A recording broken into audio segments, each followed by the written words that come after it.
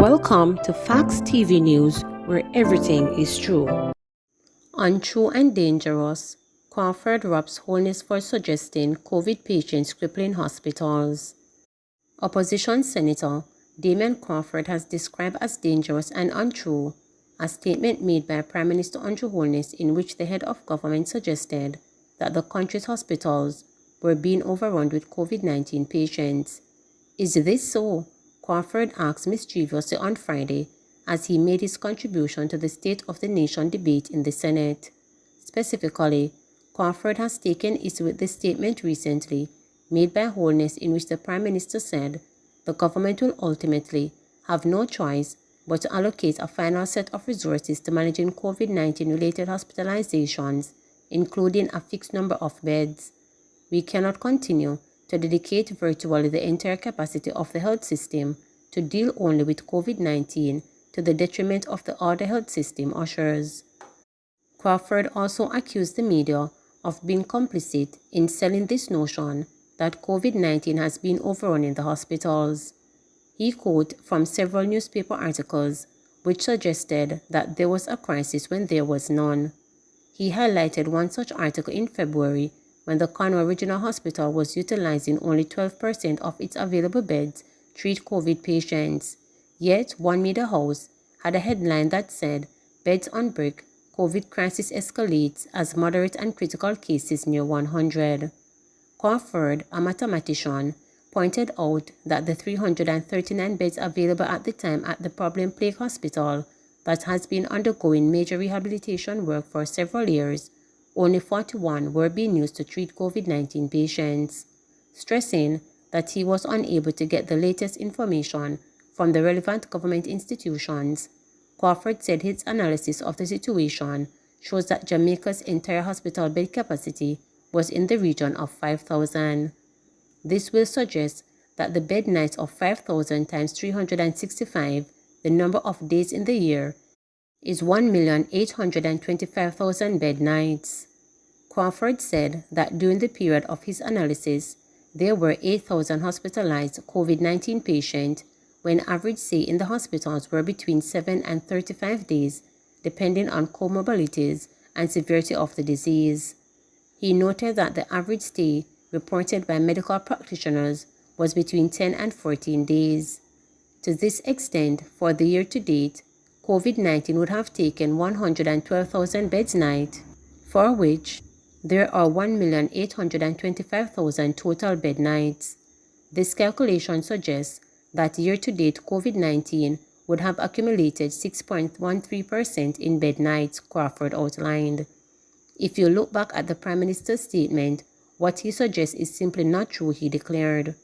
According to Crawford, Holness' statement could serve to divide the population between those who are vaccinated and those who are not. It throws water on the narrative that COVID care may have to be denied because COVID has acted as the chief functionary of the denial of care to other clients. The numbers suggested that this is not true, he emphasized. In fact, the Prime Minister said that the hospital resources won't be stretched to care for the unvaccinated, and this is a very dangerous statement, Crawford added. He said he was happy when doctors and nurses stated in another media article that we can't turn away anyone who comes for health care, whether they are vaccinated or not. Crawford also made the point that he was vaccinated and said he had no connection to a video that is purported to be made by him telling people not to get vaccinated. He noted that he has put out an hour-long video on Facebook encouraging people to take the available vaccines. Embarrassed, Mackenzie promises $50 million to fix Sav Market. Minister of Local Government and Rural Development Desmond Mackenzie has pledged to set aside $50 million for the rehabilitation of the Savannah Lamar Market in Westmoreland. During a tour of the facility on Thursday to announce an extended curfew hours for market vendors, 10 p.m. and 1 a.m. respectively, on Christmas and New Year's Eves, Mackenzie expressed his embarrassment and disappointment in the Westmoreland Municipal Corporation (WMC) for its failure to maintain the local market. He had earlier attended the WMC's monthly meeting. "I have to admit how embarrassed I am. It's my first visit here to the Sav Market and I have gotten messages from the vendors about how they have been suffering where it concerned the condition of the market. But seeing it for myself, I could never support any initiative to force people to go inside the market because the market is not suitable, Mackenzie stated. Vendors have complained that the WMC has been insisting that they sell inside the market, though there is no security, no proper lighting, roofing, or flooring. Those who spoke with reporters on Thursday opted not to provide their names. They say they were afraid of plying their wares for inside the market, especially when recent bouts of robberies due to inadequate security. One vendor said she had been robbed repeatedly in November. "Of 5 times they robbed me last month, I'm afraid. Sometimes at 3 o'clock in the morning, me have to come in, I'm afraid. Nobody now do nothing for help we," she bemoaned. After hearing similar cries from distraught and angry market vendors, Mackenzie intervened. The vendors raised 3 main concerns: the roofing, the flooring, and the question of security. "I am going to be setting aside $50 million to commence emergency repairs to the market, and it will be done in 3 phases. The first phase is going to be the roof, the second phase the flooring, and then we will look at the security," he said. "As the minister with responsibility, I want to apologize to the vendors and the people who come here to buy, but I must say that the municipality has not done enough on the matter, so I am going to commit those funds. I hope that we can commence work on the first phase by early January," he added. Supreme Court throws out Constitution aspect of CarMed employees' claim.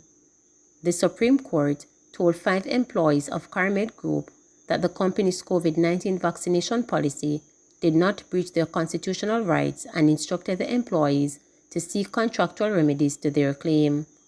The 5 claimants, Cadian Parkins, Tashana Davis, Shereen Hemmings, Raquel Roberts, and Kenisha Dale, are employed to Kirk FP Limited, a subsidiary of CarMed Group Limited, which are named as the second and first defendant respectively.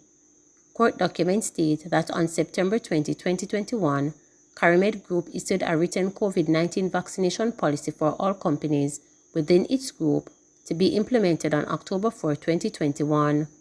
The policy requires that all employees present proof of vaccination for COVID-19 or such other disease as may be designated by CarMed by October 4, 2021, unless a reasonable accommodation is provided. The policy further states that employees who fail to comply with its terms will be required to present a negative PCR test result every 2 weeks or 14 calendar days at the employee's expense from a Ministry of Health and Wellness approved laboratory for COVID-19 testing. On October 19, 2021, the 5 employees took the companies to court, claiming a breach of and an anticipatory breach of their respective employment contracts and violation of their constitutional rights under Section 13(3)(a), B, G, and O, 2 and 3 of the Constitution of Jamaica. The Supreme Court stated that the matter began as an application for an interim injunction filed by the employees. However, the court was later presented with a second application filed by the defendants for the court to decline to grant constitutional redress pursuant to Section 19(4) of Constitution and to execute from determination issues involving breaches of the Constitution. The companies also asked the court to strike out the declaration sought in the claim pursuant of the Charter of Fundamental Rights and Freedom. Basically, the company argued that there are alternative remedies available to the complainants and, as a consequence, the court should decline to exercise its power in regard to the constitutional claim. The companies also submit that the true nature of the alleged constitutional contravention is that the claimants have violated their right to attend work and receive pay without complying with the COVID-19 vaccination policy. The policy was developed after consultation at a joint session of the Jamaica Confederation of Trade Unions, the Private Sector Organization of Jamaica, the Jamaica Manufacturers and Exporters Association, the Jamaica Employees Federation, and the Jamaica Chamber of Commerce. That working group produced a document to advise businesses on operations during the novel coronavirus pandemic. The employees turned up for work on October 11, 2021 and were barred from entering the premises. This they submitted caused them a great deal of shame and embarrassment in front of their peers. They were paid to work from home in September, but they were not paid for October, as the company said that they had not earned their salaries because they failed to come to work.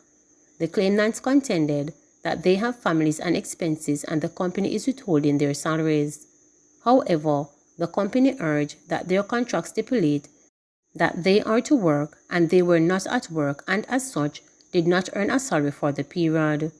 In its 106-page ruling, the court said it views the complainant's position on the application as an action in contract law in the black tide of constitutional redress and may be viewed as an abuse falling squarely within the warning of the Privy Council in the trilogy of Trinidadian authority.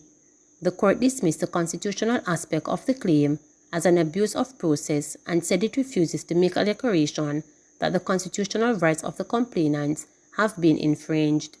The court found that there is adequate relief to be had in the law of contract and claimants can seek remedies in their context.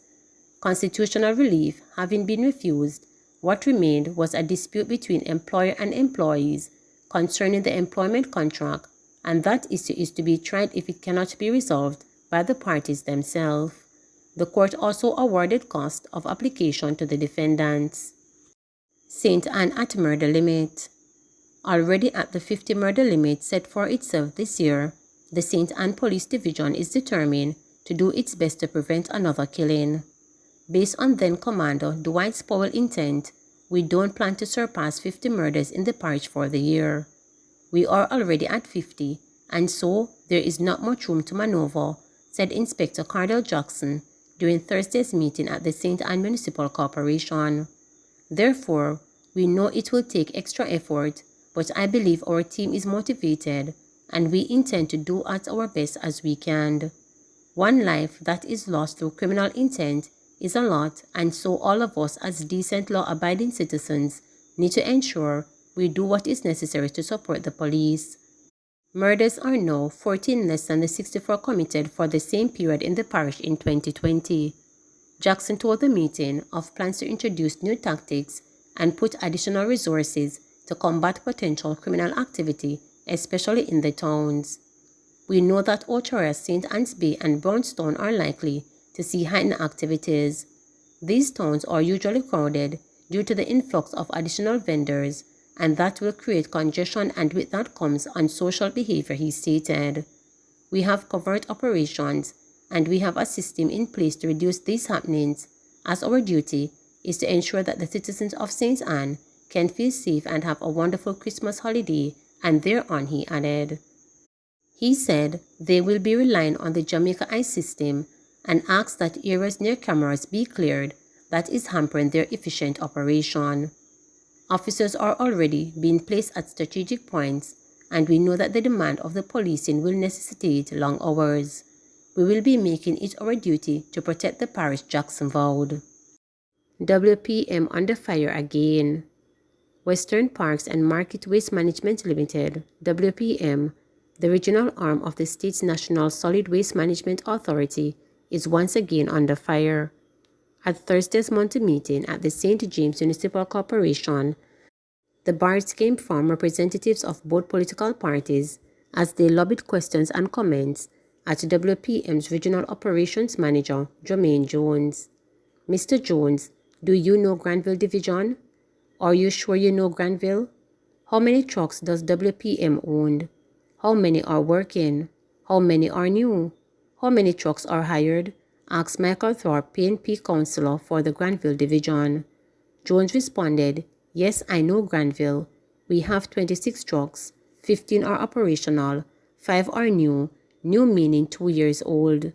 He further explained that WPM has significantly reduced the backlog, which has been causing quite a problem for the councillors of St. James for some months now. We have removed 16 loads of bulky waste, said Jones. A clearly peeved Thorpe was unimpressed. Every month, you come here with a pretty report on paper, and when you go in the division, it's a different thing.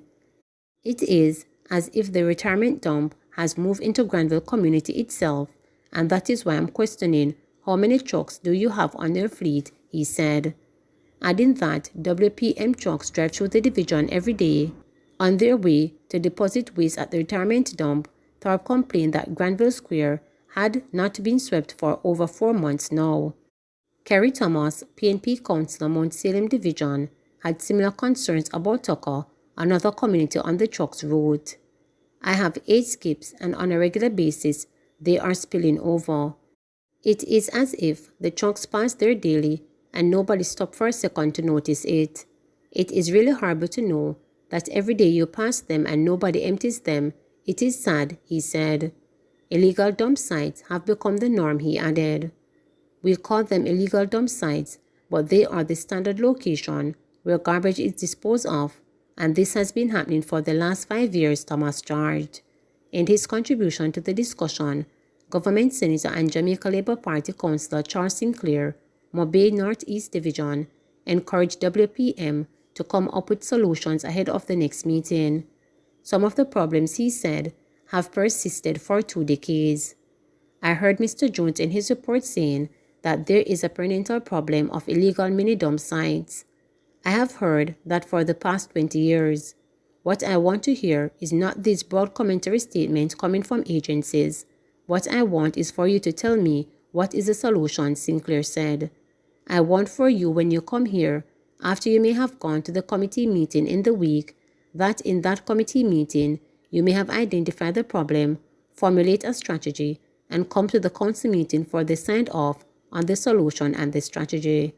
He suggested that WPM may need to engage and coordinate with other agencies, such as public health, to address the issues.